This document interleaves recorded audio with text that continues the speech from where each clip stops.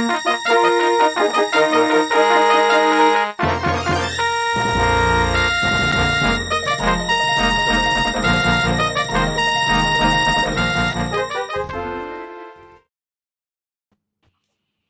going on, everyone? And welcome to another episode of Carbonite Bounty BS with me and the nerds. How's everyone doing, man? It's been a week. Ha! It's been a while, right? This hiatus, these summer breaks that Disney has enforced on us by not releasing brand new Star Wars content repeatedly and repeatedly and repeatedly. Yeah. And we have to dig into the archive to find stuff to talk about. We do, but I mean, it looks like what they're setting up, man. They got a big fall setting up for us, so yeah, a lot of interesting things. It's a busy fall. Disney take a break, and some of us actually go to Disney to take a break. You know, so. We'll be back there again in less than 2 months. Wow, again. Less than 2 months. Oh wow, loving it. Disney life. Power user over here. Padawans here, but before we even get into that stuff, when we get going, because we do have some news updates as well. Let's let our guy DP let you guys know where to find us at if you're new. Nerdcyclopedia.com. People, make sure that you are going to that website where you will fit all your favorite platforms and all your favorite social media links at Nerdcyclopedia. We are on Facebook, Twitter, and also on Instagram. Make sure that you get on our Facebook group, Carbonite Bounty BS, a Star Wars group, right on Facebook. We get all your memes. Thomas Hastings in the house is always keeping us representing. Chuck Johns, thank you. All right, make sure that you also are subscribing to us on YouTube. If you're watching us right here on YouTube, make sure that you're hitting that subscribe button, hitting that notification button, so anytime that we're on, you know that we're on. We are on Apple Podcasts, Google Play, Stitcher, TuneIn, iHeartRadio, Spotify, anywhere that you listen to your favorite podcast.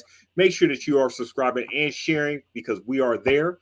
Also, hit us up, nerds at nerdcyclopedia.com. Leave us some feedback and let us know what you think about us. Good stuff. And yeah, we do appreciate everybody. I know it's been a few weeks, as we said, Star Wars, and Disney has given us a break. It looks like they took a short break in production. Kind of tighten up the trailers and whatnot for this past weekend. It looks like tomorrow when the official opening of San Diego Comic-Con starts. A lot of big news. Obviously, the official Ahsoka trailer. I think some stuff's leaked online. If you guys have seen it, I don't know if you have, but pretty cool trailer for Ahsoka tomorrow. Obviously, outside of our typical Star Wars stuff, as we talk about on our Nerd Comics Psycho Flick show. Black Panther is tomorrow. So that's a big one as well. Black Panther 2. We haven't seen any footage of that yet. So that'll leak tomorrow at the Comic-Con. But, I mean, as we said on our end, I mean, everybody who listeners, watchers, I'd have your phones. If you do have the Marvel YouTube, Star Wars YouTube channels, I'd have them notifications on tomorrow because there's going to be a lot of stuff coming out for the second half of the year. We know Bad Batch is coming on, which we're all excited for. Super excited for. Andor as well. So, I mean, that content alone looks like it'll take us almost to Christmas, and then get ready, buckle up. Double up. We're gonna have to be doing episodes on Andor and Bad Batch because save time. That to review. I think Ahsoka's February-ish, and along with the Mandalorian. I don't know how they're stacking those dates. We'll find out probably tomorrow. But yeah, we have Ahsoka, Mando season 3. There's a loose confirmation of Book of Boba season 2 or whatever, book 2, whatever that's going to be listed as. But that's kind of the loose talks of that. Okay. Yeah, they're going to give it another shot. And then we'll save some stuff for next week's episode as they'll finish up the Comic-Con. So we'll probably get, we'll have some stuff to review for that as we kind of react. And if we see anything, we'll try to go live as well this week to give our reactions if anything crazy happens. But yeah, guys, as we kind of said, we're diving into these Darth Vader comics. This is actually the book 3 we reviewed. So, I mean, I think my favorite comic, just get started, was that was issue 17. I mean, it's just, and we talked about this on our previous, comic read. It's kind of cool to get back into the art of reading comics. I mean, I started comics reading Marvel stuff, but to see the detail that they do in these Star Wars and the stories they tell. I know Hitch was big in some of the EU, and even Ken was big into reading these comics. I never really read Star Wars comics, and getting into these and then kind of poking around at some of that High Republic stuff coming out. these are extremely well written, and I was really, really, really surprised at the detail they go into in the stories they tell in these comics. Mm-hmm. We'll start with you, DP, since you're a resident newbie. What did you think so far? I thought it was okay. Just coming off of Obi-Wan and everything, getting back into Vader, getting to see him, doing all this hijinks and stuff, seeing the hijinks of what is it? I can't remember. Are the R2 and like CP3O? They're named Bati and Zero. Triple Zero. Yeah, Triple Zero and Bati. Yeah. See, the interrogator droid, right? Yeah. They're like the evil version. If they ever met CP3O and R2D2, it would be like, hilarious because, you could see CP3O just like running from them and stuff. And, Triple Zero just wanting to just slice and dice and, just getting his sarcasm out and everything. Darth Vader, again, he's on his war path. And we're basically just seeing a lot of the things that he goes through and going, with these twins and everything. And it's a lot of good stuff in here. It was just okay to me. The artwork was fantastic. I love looking at the art style and everything. Me, writing and doing comics and everything. I'm always concentrating on the artwork and stuff. How well the panel art and everything. So when it's succinct with telling the action of the story and everything. I don't know if I'm getting tired of if I'm getting tired of the old school stuff and I'm just ready to get on to the new new stuff here, but I'm liking what I'm seeing so far, and I thought it was just okay. Sure. What about you, Hitch? Yeah, for me, this is definitely the best of these stories that we've seen. I really enjoyed the action in this.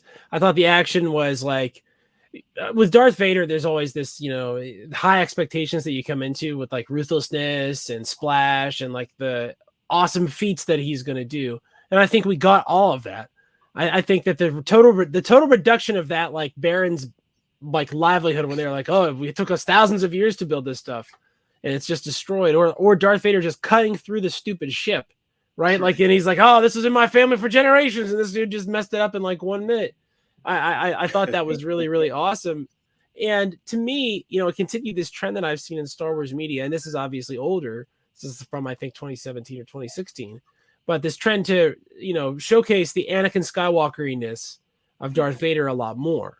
And that's something that I like because I've always thought that, it was odd that we hear about how powerful Anakin is and see how powerful Anakin is and then see a much less powerful Darth Vader. Much less powerful. So I always thought that, maybe Vader was a little bit too much hype. So watching him ruthlessly suppress this rebellion immediately and with no prejudice really was, I thought, awesome. So it was one of those things that, there's no anti-hero-ness here. He's coming in, he's shutting this down, he's in charge. He'll just burn the whole planet out if you don't do what he says, and he can make it happen. So I really like the characterization of Darth Vader here. It made me chuckle, and so did all the droid stuff. I love those murderous droids. There's something about a murderous droid. It just, hey, I think it's great. We need to see more of that in the live action. It's good to see your protagonist as the antagonist, the lead. Do you even have a protagonist? Yeah. Right. What about you, Governor? So this really takes me back because reading comics was something I did a lot, when I was a kid, and Marvel comics specifically, and I love the artwork. I think Dark Horse, when they took over Star Wars, the artwork was nice, but it was a little too nice. It wasn't comic booky anymore. It was like art, which is great and it has a place. But I like comic books. I like comic books with the jagged, all the sound effects, and you get to hear them in your head as you're reading because you're a 7-year-old child and you're making up these things, and it lets you, explore these stories in your head, which is the point of reading. So I like that Marvel kept that charm. They didn't get real pretty with the graphics and real sophisticated and artworky, beautiful pictures, but still kept it comic booky. just like you look in the newspaper. You used to read newspaper comics, you know, and they were kind of drawn. You could tell they were drawn. For me, this is a much better Vader than even I get from the trilogy. This is a Vader that, as we know now, has multi personalities. I mean, there's different things going on inside under the mask. He's conflicted. He's angry. He also has this dark past that's sort of coming up. He's torn between his allegiance to the Emperor, although he kind of suspects that the Emperor is looking at getting Skywalker to take his place. So there's a lot of anger and anxiety. So that comes out in his violent acts, which seem to be, abandoned. Well, he's just doing this to be evil and to be merciless. But no, there's definitely a reason behind his action. So this is my Vader. This is a great menace character. No longer Phantom Menace. He's out there.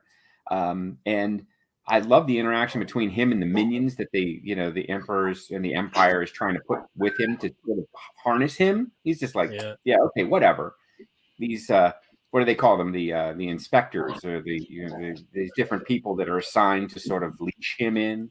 They're useless. They're basically useless. And he's going to go do what he wants to do. He's able to track down his prey and engulf it and destroy it. So, I mean, it's a great story, and I'm going to find more of these and read them. But I loved it. I thought it was a fun read. Yeah, I agree. I mean, and it's funny that we talk about like this kind of duality of Vader. This Vader in the comics is kind of, I feel like, you try to see that confliction that they try to do with the Kylo Ren character. It seems like that, Filoni tried to take a little bit of this Vader and create that kind of like brashness when they created the character of Kylo Ren. So when I was reading this, I kind of got that, because like some of his anger is almost like, like petulant, but it's like unmotivated. It's weird. Like, he's all powerful, but in the one episode, I think it was like 17 or something, this dude goes on like some like warpath and assassinates the royal family to show basically like, the planet, like to regain their like trust or something. And I'm like, you're a Sith Lord at this point. Like, they should be cowering at you. So it's like you said, he has this struggle between, is he Anakin, is he Vader? Is how strong is he? I mean, there's this duality of, is Skywalker going to be stronger? So I feel like, in these comics, it shows more of that duality as far as that literal battle he has within his own self. It's almost like, when you have that person that's so strong, but like that doubt is there. Like, it's mentally, he was never there. And maybe that's why he wasn't a Jedi, because as a Jedi, you have to have that will, that sheer will, that determination. Even as powerful as he is, he doesn't have that. And that's like a weird trait that you would even get out of this comic book. So, I mean, I like the writing in this and how they kind of depicted him as that. I don't know if you saw that as well, Hitcher. I like that he has this Vader has a soft spot for like, talented women. And other bad people. But like these ladies that he's co-ops and brings into his orbit, and then kind of sets them up as as his intermediary. We see this with Queen Trial. We see this with the Doctor from the previous set. It's this weird sort of fractured relationship that almost feels like he's looking for, Padmes. Like, that's what he likes. He finds these Padmes in these people, and then he wants to do business with them, and he wants to work with them and give them things. And I think that is, again, to talk about the Skywalkerization of Vader, which isn't a bad thing. I don't want anybody to feel like I'm being dismissive about this. It's the direction they're taking the character. And to speak to some of the news we heard, or we're hearing coming out of Comic-Con this week about, the return of Hayden Christensen as Anakin to the Ahsoka series, and the proof of concept that we saw in the Obi-Wan series, where that looked pretty good. It looked pretty good. I mean, you could tell that he was like, an older person, not Anakin, not the Hayden Christensen from 20 years ago, obviously, but like it looked really credible. So I think that door is wide open for us as part of what Disney is doing. And I think this particular comic is an excellent complement to that, because we see a wide variety of things Vader can get into. We see heists, we see schemes, we see Vader, being the iron will and winning a victory when he really shouldn't have won a victory. We see, Vader with the trickeration. We see, the analog to when Anakin in the Clone Wars used to jump out of a ship with nothing and just jump out of a ship and land on another ship and take down the ship and then run back to the first ship like that. He used to do that all the time, and he kind of does that in this comic, which is, really awesome. This is the good Skywalkerization of Vader, right? These feats of might that Anakin has always been capable of. And I like where you were going with him looking for Padmes, because it's guilt. Right. Because guilt is a huge, driver in our actions. If we do something that we know is wrong, we always try to right it somehow. Well, he can't that we know of bring Padme back, but he can find similar characters and humans, and and bring them along, not romantically, but encourage them and bring them, give them work to do, save them from where, because I think Dr.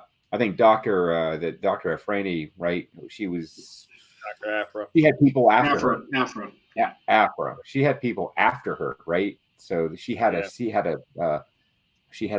price on her head. So he kind of gave her something to do, something to help with that. So that's an interesting, that guilt part. So that makes Vader even more human than we really think about him.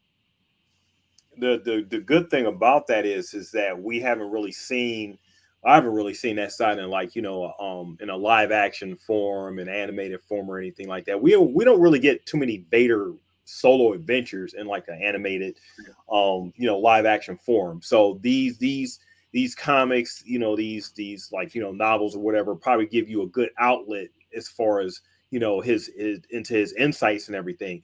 And in the animated live action form, we don't really see him relating a lot to female characters, except for Ahsoka, and that's barely, that's after, the whole Anakin thing. That's, after he becomes Vader, or before he becomes Vader, Anakin and him and his relationship with Ahsoka. But with that Padme, thing that, you guys were talking about, and Ahsoka, his soft spot, I guess, for females, is definitely apparent, in as far as these first few issues that we've read.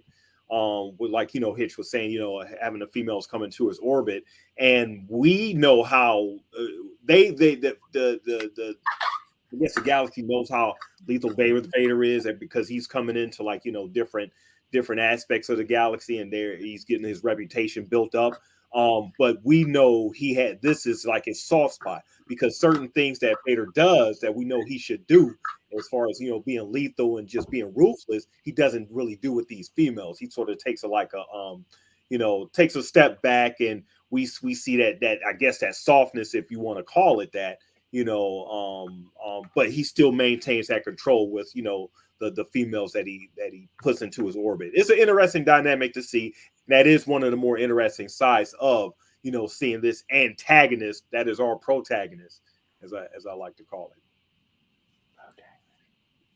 Well, we certainly wouldn't want Vader to die here. I mean, we're definitely not rooting for something silly like the Ore Barons to win. And that's this is one of those stories where like you can give me a worse bad guy to hate more. Like, you know what I mean? Like these guys, these Ore Barons stink.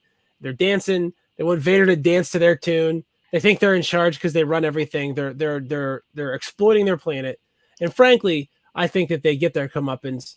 And ultimately, who better to deliver a comeuppance than Darth Vader? I mean, when you really think about it, is there like if you could pick any like fictional character to show up at your worst enemy's doorstep, you might pick Vader. Like he would be on my short list of the people that I would want showing up. So but that's pulling out the big guns too soon.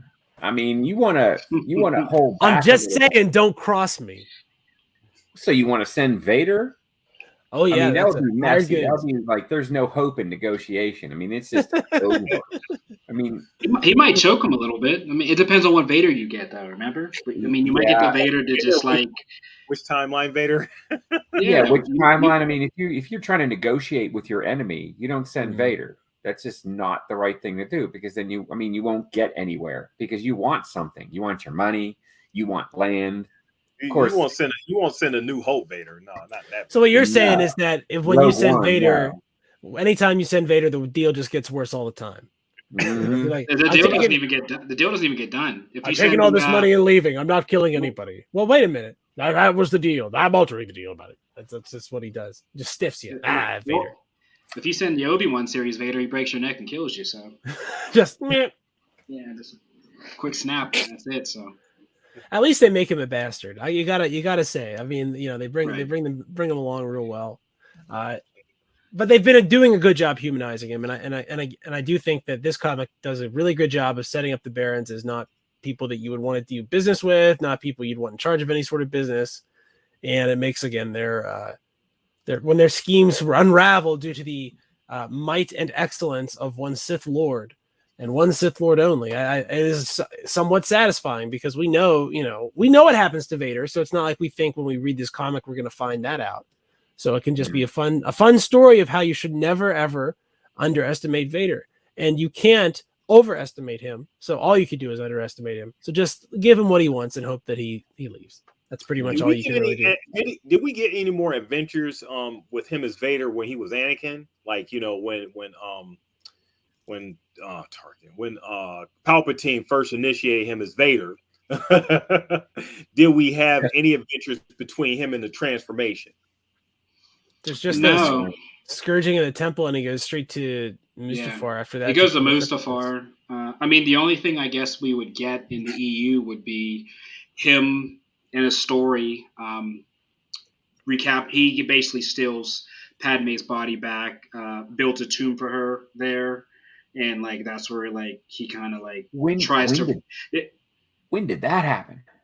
Oh, he has her in there. There's Padme's tombs in there. Padme's tomb's in this castle in Mustafar, and he tries. So the story is he tries to bring her back from the dead. As remember, oh no, Palpatine's master. The talk in the opera when Palpatine was telling him Plagueis, Plagueis, Darth Plagueis. Yeah, Plagueis. So he tries to get Palpatine to basically teach him Plagueis the secret of bringing the dead back. So that's like I'll have to find it for you, everybody in the chat, or if somebody knows in there, you can put it in there. But there is a story that Padme's tomb is actually in that Mustafar castle, which is why a lot of people during the series wanted us to go back there to kind of talk about that. But yeah, Padme's body is actually held in that castle in Mustafar. So is she entombed like a coffin, or is she in? I'm not sure. Well, that may be why we saw those Jedi preserved in honey or whatever. That we can see, like a lot, they're all like Lennon, honey, perfectly preserved and frozen in the moment when Vader got the drop on him. Yeah, you know what I mean. They all look like they all got flashed by a Medusa or whatever. That makes him so creepy, and I love Vader's his character. I believe that I've heard him compared to like Frankenstein's monster before, because he's this big hulking. He's got the huge cloppy shoes. You know what I mean? He moves all slow, goes. Rawr! He actually does the grunts kind of like Frankenstein's monster too. So I've seen that comparison. It's interesting to think about Frankenstein's monster desperately trying to bring this woman to life, just like in the Universal series where you have the Bride of Frankenstein and the Son of Frankenstein or whatever. And it's interesting to see how that is an interesting inversion of that trope a little bit. It's a terrible idea, right? It's all a terrible idea to raise the dead. I mean, nobody. That's probably not like It's a terrible idea, and that should never be like all the Night of the Living Dead, Day of the Dead. I mean, we should know that you don't try to talk to, socialize, or bring back dead, living, something that was living that's dead, and try to bring it back. You don't do that. That just is. Didn't they try that for 13 years on The Walking Dead? They did, and they tried it again on the reboot of Day of the Dead on Sci-Fi, and it's a terrible idea. So, have there been any success stories with this? Anakin was the first to try it. He was the first. Maybe he could use some of that Tusken Raider blood to bring her back. Maybe he's just trying to get into that room, that room of requirement, the Will's room where he can just change the past. Again, I still think that we're all sitting on the what if, like the real what if Star Wars series that they owe us. They do. Vader wins that fight everybody wants to see that. Like, what would have happened if Vader wins that fight and then he's just like, fully powered and Palpatine would have been much more worried, but he would have had to be much more gentle with him and stuff. Ah, man, I want to see it. Do it, Disney. Follow my orders.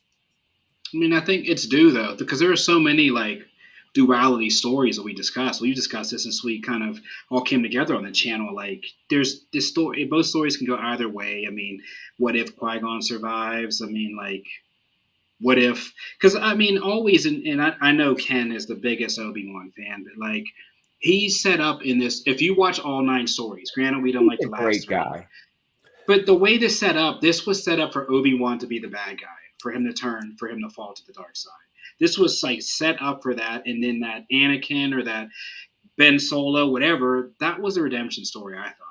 I always felt like Obi-Wan was that character. And you can understand, based on his sorrow, based on his losses. I mean, it's just that was like set up perfectly. Because if he fell, you could sympathize for why he would, out of sorrow, right?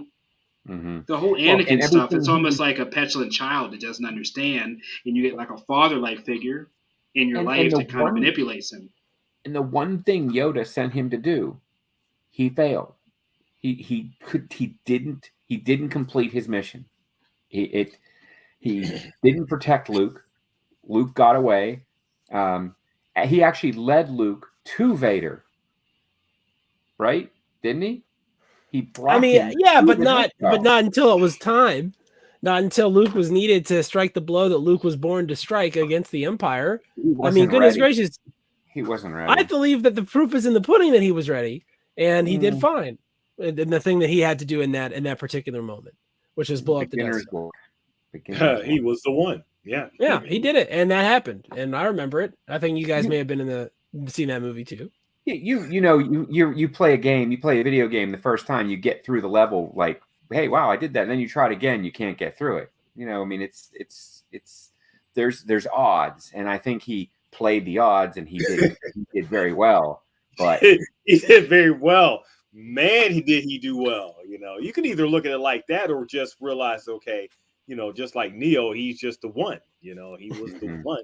He was the. He took the blue pill. He definitely did that. Pill. So the Jedi were just a generation early on the Kwisatz Haderach, right?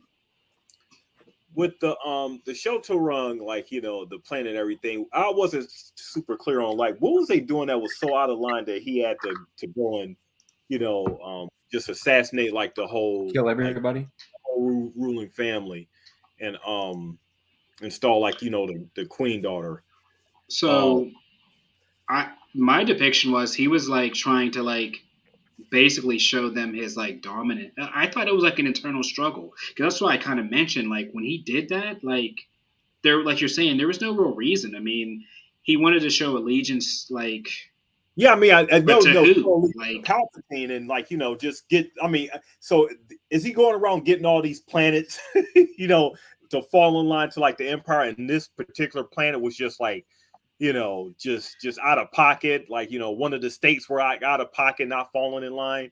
Maybe we're not sending you none, or you get none of it. None. We ain't sending none. None. He didn't want them to side with the rebellion, right? Yeah, I mean, or typically it's what it was. I mean, as we see in current times, this was a story of how you can put a universal soldier, or whatever you call it, to assassinate a state, a nation, and to install your own government. Which I know Hitch is specialties in that, but that's all this is. It's a classic story of something we did 20 years ago. But yeah, you want to establish a government maybe in an area, so you send somebody to do that. In the olden days, back when we had monarchies and empires and nobody's government was legitimate because none of their powers were derived from the consent of the people over which they had magistracy. So if you had do a royal coup against some crappy king, then who gives a shit? Because you're not replacing a legitimate government with some illegitimate government. To quote Monty Python on the Holy Grail, some lady throwing swords at people is not a great way to do a system of government, right? It just isn't. So, this is a monarchy that's overturned, and monarchies are exploitative. That's what they are. Nobody's going to sit around and cry about Louis XVI. And that's just the way it is. Now, revolutions can come from the bottom. Then what this barony seems to do is they control the economics of this warrior planet where everything is like, they're essentially the dwarves from Middle Earth. You know what I mean? They're all about resource extraction and muscularity and, even ceremonial, war like stuff like the Aztecs had and stuff. So, this particular place is important to the Empire because it produces those resources. And the reason Vader's here is to make sure that the government the Empire puts in place to run it right, runs it right. And they were not meeting quota. So Vader wasn't really particularly tied to the actual leadership. And there was pressure from below. The barons thought, hey, this king didn't do a real great job negotiating with the Empire. We can do a better job. Let's get leverage and let's take the king and the Empire down. And so Vader's like, look, King, you're not taking care of business the way we need you to. So we're going to replace you. And who am I going to pick? I'm going to pick someone that I have total control over. And to show them I mean business, I'm going to cut their damn hand off. Yeah. Right. The queen. So yeah, that's the way I see all that. Yeah. Makes sense. I mean, that's the Vader way, But remember, no king, like they don't derive their rights to govern from anything legitimate. So it's, the empire, it's like every empire is a theft. It's the truth. So, I feel like even Anakin might not even have such a big problem with this. And he does go on a mission kind of like this when he goes into the slave driving Thundercat type people that one time, right? Like the werewolf people.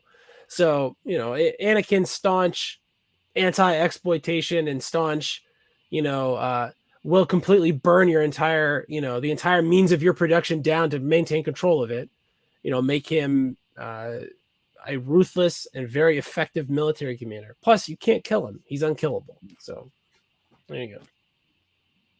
Yeah, he has a lot of plot armor, so of course you can't really like. I mean, I meant to them, not necessarily from us, right? Like, good lord. What are you just sitting there reading this? He ain't gonna die.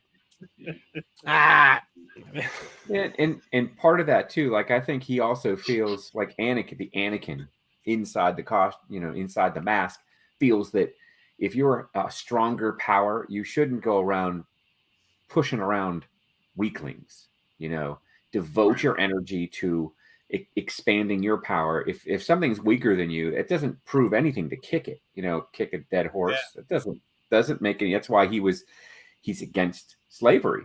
I mean, we see that, and he speaks about it through the films and in books, and he's not for that. He's not for total like domination of a weaker society. He was more like, well, let's take a strong society and make it stronger. So he's looking for those strong governments, those worlds, those resource centers that he can control, manage, like you said, Steel City, manage them better, pull them into the empire, make the empire stronger. He's not someone to subjugate. I mean, he's not going to like enslave a planet, but he'll do what he needs to do to make the whatever it is, the resources his and make them better. That's interesting that you get the two different sides to, right and wrong inside of one person, and they both are very strong. But Vader's all about power. He brings that chunk of Alderaan. That's some cold shit right there. Just showing up with this hunk of like, what probably is, I guess, to these guys like the hunk of the Berlin Wall, right? Like that would be a heavy duty thing to just thunk on somebody's desk like that. So very much we know we're in charge. We're the hierarchy here. These people are not going to be able to beat me. You're on my team now. That's just how it is. So I think that. And remember, Vader had nothing to do with the destruction of Alderaan.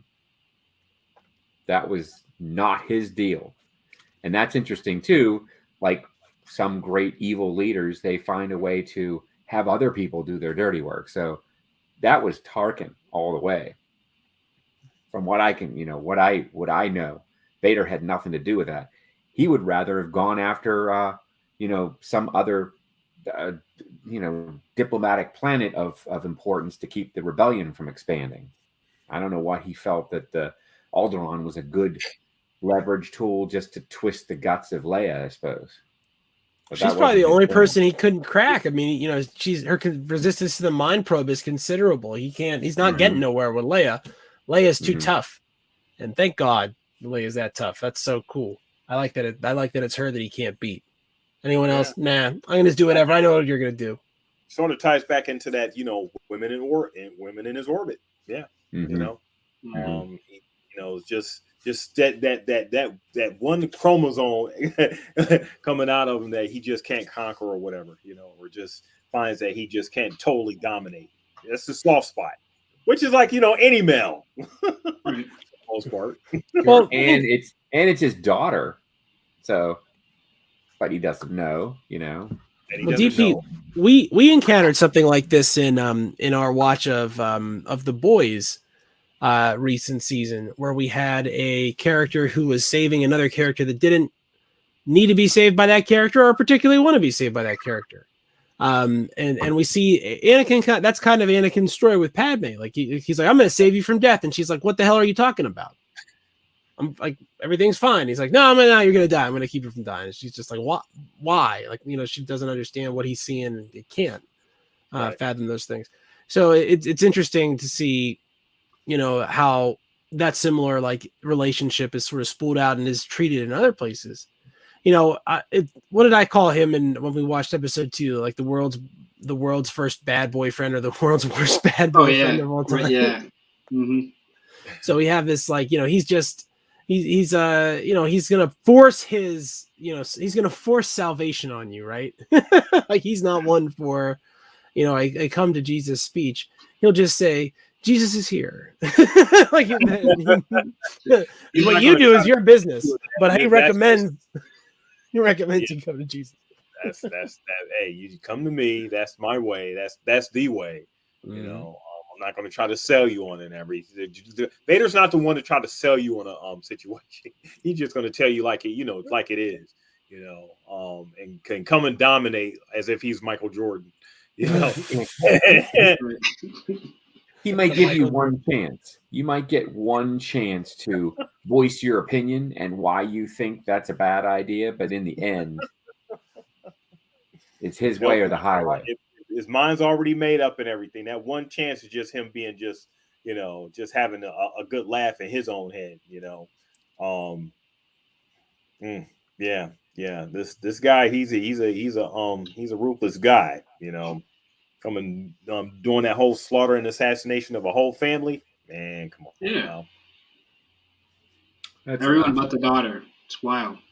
Yeah. But then, I said, it's nothing. I mean, when he was a human, we saw what he did, right? So this isn't shocking by any means. It doesn't matter to this guy.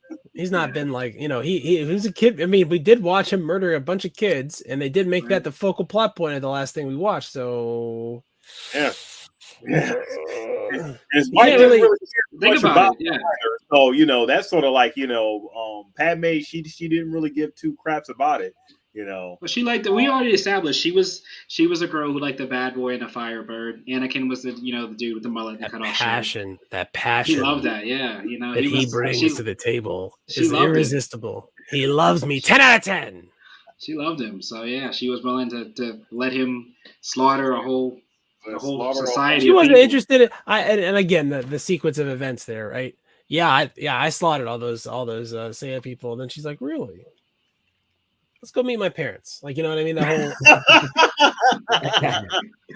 until I know that you were capable of that, I wasn't really into it. But now they started talking about a dowry and like 30 minutes of screen time later, and they have kids. You know what I mean? It's just like man, right away, yeah, boom, she's boom, like boom. pregnant and everything. Oh man, just twins on the way. Sheesh.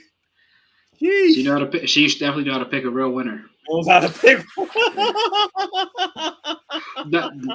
Now I see why Obi-Wan, the nice guy, does finish last in this story. Believe it or not. Yeah, because he's there going, hey, you know what? What's going on here? Well, Obi-Wan, I think I've said this too on this show, but Obi-Wan is like the answer to all of Anakin's bullshit, because everything that happens to Anakin literally happens to Obi-Wan.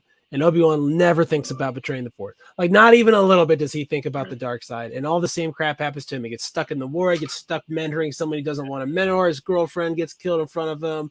All this messed up stuff happens. The Emperor betrays him, too, because let's not forget Obi-Wan knew the guy, like, pretty well. Met him a bunch of times. So all the same stuff happened to him. Obi-Wan stays on the light side. So what's Anakin's damn problem?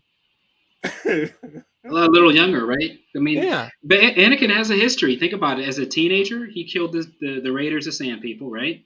I mean, I guess the same time frame, but he goes on a warpath as an early adult. He slaughters kids at the Jedi Temple. Like this guy just, as his age progresses, he just kills kids. He's like he's the perfect. A little bit happened between him slaughtering sand people and him slaying younglings. There was but the way he says it, even when she asked him, like even the kids, and he was like stone cold. Yes, the women and the children too. Yeah, like that's cold to say that. Padme's just like, really? Michael Myers didn't act like this. Jason and Michael Myers, they weren't moving like this, man. They weren't moving like this at all. The sand people should have practiced eye contact. Maybe that would have helped. Right. What do you mean? Reva looked at him and he stabbed her in the stomach, right in his eyes. It doesn't work all the time. Sometimes it works. With an alpha predator, sometimes eye contact works. Is that the whole stare in the grizzly bear thing? 100%. 100%. If you don't move, Vader can't see you. Michael Myers always preferred to have his victims running from him than facing him down. He was always more demonic when they were running from him through a house, down a street, than when they would be confronted. But he got the job done. So,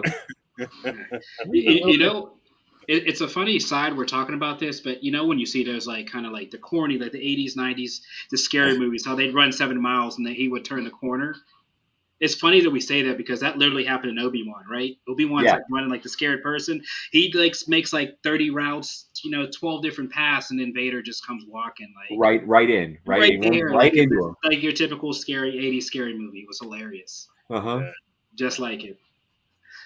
But yeah, guys, I mean, kind of swiveling in, since you guys, our listeners or everybody who's watching this live, if you are, it's been a few weeks, so a couple things we wanted to do before we took our little short break, and Disney did as well. But yeah, guys, let's just jump right back into it because we kind of just did discuss Obi-Wan. We wanted to do this with Boba Fett, and we really never got to. We didn't do it with Mando really either. But yeah, we kind of wanted to give you guys like basically our full reaction to the season and kind of, for these or the back end of our podcast, kind of go over that. I mean, there's been a lot been said. Obviously, Comic-Con is coming out. I mean, I don't know. Everybody has the internet now. There's some things that I've heard being said. Ewan McGregor allegedly said to people, to fans, so to pretty big YouTubers about regrets about the show, allegedly. And these are all alleged comments. I'm not there. I hadn't written it. But he's apologized about certain things that maybe some pretty big people. But, I mean, there's a lot of smoke in the series. So I know we kind of rated it high. I liked it, but it doesn't all seem well when it comes down to, I guess, the true depiction of that Obi-Wan series. What do you think about it, Ken? Because I know you were a big fan of this. I thought it was a great first step at filling in a blank, a big hole that was kind of left between Revenge of the Sith and, well, we could say Rogue One. I mean, there was this massive gap, which, I guess it had been filled in, and then people speculate, a lot of speculation. Yeah. But here was a nice effort to, in a real, a live action, without being overdone, a live action series to kind of begin to fill that in. If my only critique of it is that it just wasn't long enough. It just there wasn't enough. Yeah. There wasn't enough meat. There was a lot of carrots and potatoes, but there wasn't a lot of like real good story there. Yeah. They could have gone. Like, I would like to have seen, more of, Leia. I mean, there was a lot of it, but I would like to have seen a little more. I would like to have seen Luke. I mean, we saw Luke in, I think, 3 episodes. Right. And that was it. I liked seeing Owen and Beru, and I liked that they kept the characters the same, from the Revenge of the Sith, and we got a little bit of backstory there, but I would like to have seen more of the homestead, the Lars. Did Luke even deliver a line? He's. I don't think he did. I don't think he said anything. I think the script. Yeah, I think come he on. slept. He was asleep. No. He was on his. He was flying his spaceship. Yeah, no. I mean, he didn't do anything. I would like to have seen that would be my big, gripe about it is I would like to have seen Luke and what was going on there because we saw Anakin as a little boy. Let's see the if it was he the same, how was he developing? What was his personality like as a little squirt? Right. This was only 6, right? Yeah. Yeah, it was only Yeah, and then Andor's 12. Like, come on, man. I and think the two episodes premiere in the same night. So Right. I think this is these bridge properties, right, where you have one of the actual, actors, like one of the main big character actors from the series in the TV show. I think it has to do a couple things to be successful. One, it has to fill in a gap of information we didn't have about the story, and I think it does that. And two, it has to open the door to something more. It has to give me a reason why it exists. And in that, I think it was fulfilled by the introduction of, young Princess Leia. I think that is probably going to be a big piece of what they do here in the next 10 years. That character is going to be very important. Already, she is important. She's already looped back into Rogue One. So there already is a history of, pushing this character back into places. And, they did a really good job with the characterization because they made you, I think the one thing about they always talk about how Leia is like Padme, but they don't talk enough about how she's like Anakin. And I think that this series made me remember how Anakin was and how headstrong Anakin was and how just precocious Anakin was. And that's all stuff that is in Leia.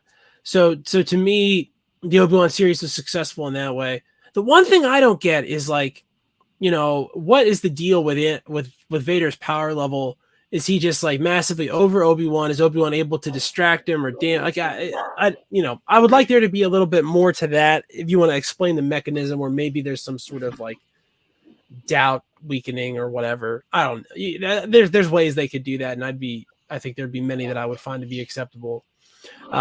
But it just seemed weird that Vader could completely dominate Obi-Wan, and then Obi-Wan could win so quickly without a reasoning to explain how that flip happened. So I would want more of that.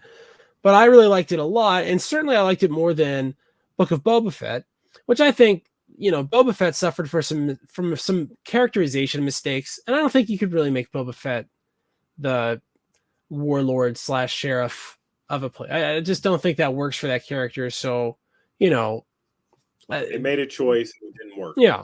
Here we have Obi-Wan doing the thing we knew Obi-Wan was going to do. Vader doing the thing we knew Vader was going to do. And I think that was very successful. So for me, I do hope that they make more of these sorts of, again, bridge type series. And I hope that they do more to introduce these other characters that are going to be occupying this, intermediary era, like Bad Batch and, younger Boba Fett. What about you, DP? I think just expanding on what you guys we talked about it in previous podcasts. More episodes means more of a succinct story. With this, I think for the most part, I mean, in hindsight, it's largely forgettable. While it was good, but I can't really. You had the Obi-Wan Darth Vader fight at the end and everything, but at the end, so what? It was a fight. It was a sort of fan servicey fight that people was anticipating. Bam, it happened. It wasn't anything to actually change certain events or anything like that, or put big limelight on something that happened within that realm of history. They had a fight and that was it. And he got to call him Darth, okay. This could have been a lot. The series could have been a lot better with more characterization instead of plot. In if we got a lot more characterization with the characters, especially with Obi-Wan, I think it would have felt a lot better. So it's not really fair to judge this type of series to something like that new show that they got on FX Hulu called The Bear, where it's just like instant great characterization, like through and through, with all like the workers and all that stuff in the restaurant. It's not really fair to to do it to them like that, but you have to at least try. You have to at least give the people something to get that meat and hold on to, instead of just plot all the time, all the way to the end and then say, okay, that's it. You guys had a good time. Bye. So I'm ready to head on to some of the new stuff, like, The Mandalorian again. Can't wait to see that come back. Of course, Ahsoka. I'm excited to see all the Rebels again and everything from that, from the Filoni. So I'm excited to see the Filoni stuff. I'm kind of soured on the characterization of Boba Fett and Obi-Wan to a degree.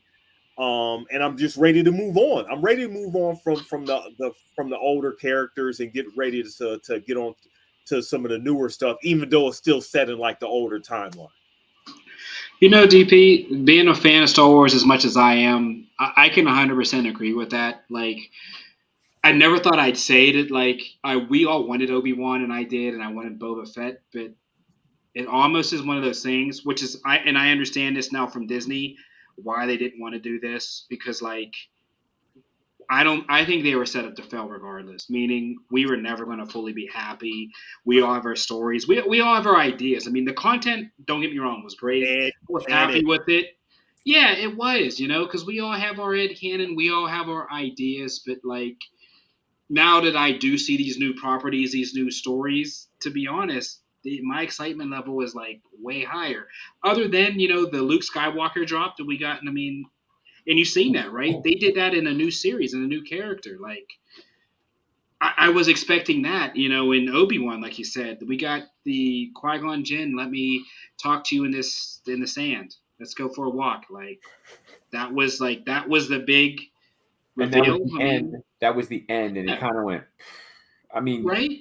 Yeah. It was cool, but like you said, I'm not excited to like continually watch it. Like, it nosedived, you know what I mean? It was just like so anticlimactic at the end. I mean, the fight happened, and then it just went downhill from there. We have Inquisitors, like these super powerful characters. We don't even do anything. Literally, there's two there that don't do anything. They can do. Correct. We know what they can do. Yeah. They don't do anything. So it's just one of those things. Maybe, and we said this in these newer properties, it's working with The Mandalorian because they're building to a story that has maybe a climax that maybe be like an MCU kind of, they all band together to fight Thrawn. But in this story, it's kind of hard because we know how it ends. It leads to Rogue One. So it's one of those things like, what more can you do kind of story? But it was nice to get. I'm excited for Andor because maybe these other stories of like outside of Force users. I mean, we've discussed it. I like that. A lot of people didn't. I liked the Solo movie. I thought it was cool. I really liked that story. There wasn't the Force. There was no lightsabers. It was a Star Wars story. I think I'm going to be more excited for this Andor thing because it's more about, we talk about what's really going on in the galaxy outside of the Jedi. Right. Yeah. I think that'll be the rebellion.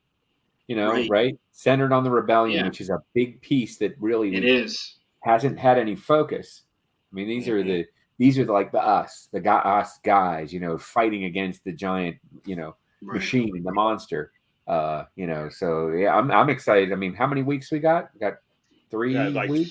3 weeks. Yeah, 3 weeks. But I mean, 12 episodes. I haven't heard anything about runtime, but I mean, if they hit it at 35 to 40 minutes, I mean, wow, that's a lot of content. And remember, they're filming season 1 and 2 back to back, so I don't know how it's going to release or what, but I mean, they're filming season 2 now.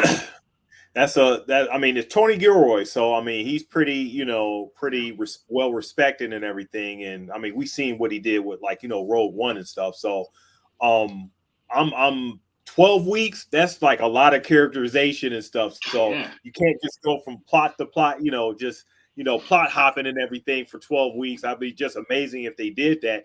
but I'm expecting a lot of like angst. I'm expecting a lot of like, okay, what we saw in the trailer was like kind of epic to me. Something new, something different. What we're seeing as far as like how does the common man affected by all this? How does that work with them, and how do they get tired of it and decide they want to rebel?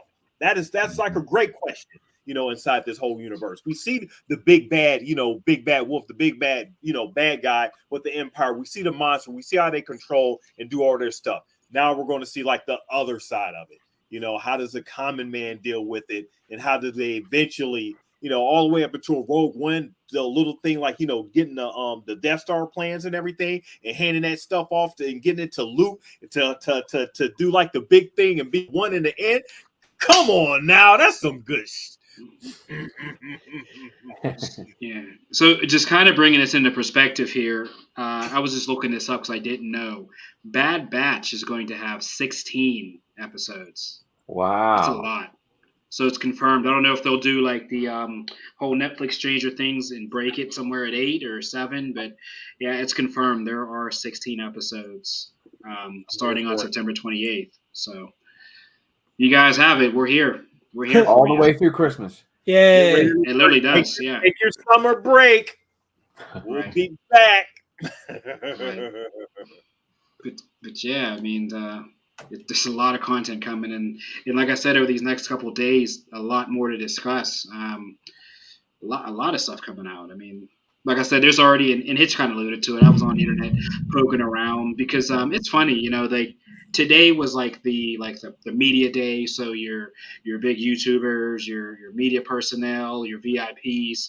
Today was their day to kind of get in early, get in some of those panels and talk with people. And I was shocked in what I read. And granted, the internet, you take everything with a grain of salt, but some of the stuff that I read, and if you dig and you read and you continue to read the same thing, pretty much where there's smoke, there's fire. There's a lot of interesting things on the Star Wars end that are coming out. A lot of exciting things. I mean, that Ahsoka trailer is going to be pretty big. I think tomorrow, like I said, probably Black Panther will steal the show. I mean, out of everything, that'll probably be like the moment. And I'm sure they might even hold that for like a Good Morning America release even or something. So that might even break like first thing in the morning. But yeah, I mean, that Ahsoka. Did you see anything about that DP? Somebody has like steals that they showed it today. I seen like a little bit. I seen like a phone version of the trailer and everything. Yeah. I'm assuming they're going to show a whole lot more than that. I'm hoping, Yeah. but the scene at the end of the trailer with the mural and everything was like the big highlight. So I can't wait to actually see it in full form. Yeah, I'm super excited for that. But yeah, guys, another episode in the books with us. DP, what do you got moving forward with us this week? What's on the schedule coming up here? So it looks like we're going to get volume 4 of like the 2015, 2016. So we're going to go into the next volume, and then we're going to like talk about a little bit more of the SDCC stuff.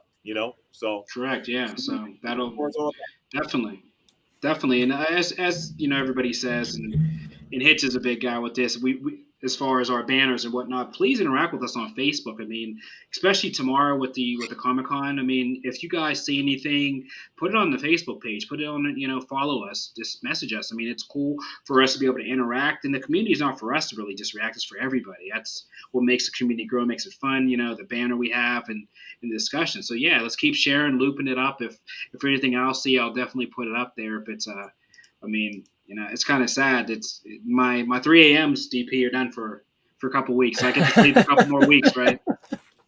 Yeah. A couple more weeks to sleep in. Oh, and then we're back to Yeah, get ready to get back to work. And remember, Ken hasn't been spoiled in the last couple of weeks for you guys. I've been actually checking my phone first thing in the morning for that Ken text. It hasn't been coming. So nothing. It won't do it. It's kind of sad. Maybe I will. Yeah. Because it's always one or two of us watching it early. But yeah, guys, I appreciate everybody for coming back on again. And also, like I said, make sure, and DP has said this, make sure you're watching our other channels. We do Marvel reviews. Obviously, Miss Marvel was ended.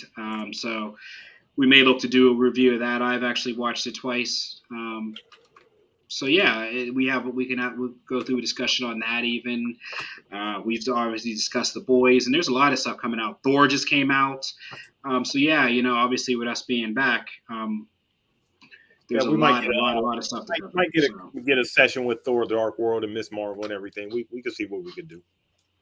Yeah, so yeah, we might give you guys some bonus content as well. I say Thor: The Dark World. I meant Thor: Love and Thunder. Oh my goodness gracious! I don't think I've ever actually made it all the way through the Dark World. I think I've fallen asleep at some point every single time I've tried to watch that movie. And you probably stopped when you saw the ether, right? You stopped when you saw the ether. I don't know if I've even made it like 20 minutes into that movie. The movie, man. I feel like as soon as the movie starts, I'm just like, all right, it's 3:00 on a Tuesday.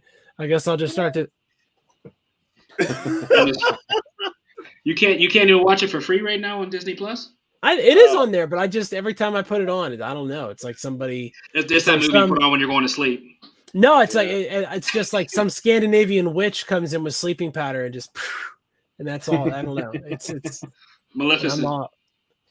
And it's like, you are on an endless sea, and I'm like, oh, an endless sea. Yeah, so yeah, maybe we'll try to bring that up maybe this Monday for you guys. We'll do Love and Thunder and kind of Miss Marvel. We'll do a Marvel recap. It's been a little bit, so we'll pop on there. I mean, I'm sure they'll release a lot of, as we said, the Black Panther trailer, a lot of Phase 4 or Phase 5 stuff in Marvel they'll be releasing, so we'll do a review of that as well. So yeah, guys, keep in touch with us, interact with us, and until next week, guys, this is the way. This is the way.